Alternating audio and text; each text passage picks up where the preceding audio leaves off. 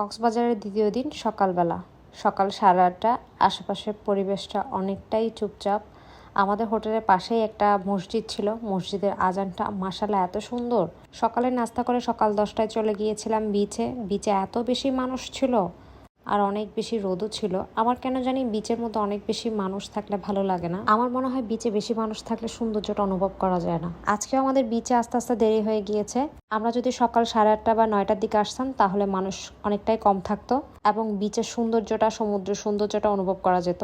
ওই যে ওখানে ওয়াদিয়াতকে ওর বাবা পানিটাকে ইজিভাবে নামানোর জন্য চেষ্টা করছিল, যাতে ও পরিবেশটাকে ইজিলি নেয় এবং এটাতে ও এনজয় করে।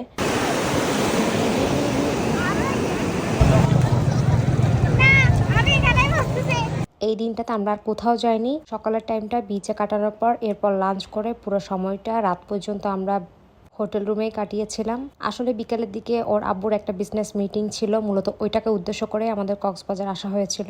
ওইটাতে ওর আব্বু অ্যাটেন্ড করেছিল আর আমরা পুরো সময়টাই হোটেল রুমে কাটিয়েছি ওই দিনটা। এরপর রাতের বেলা আর কি খাওয়া দাওয়া করে ঘুমিয়ে গিয়েছি। আমার দুইটা মেয়ে বিচে এত সুন্দর সময় কাটিয়েছে মাশাআল্লাহ।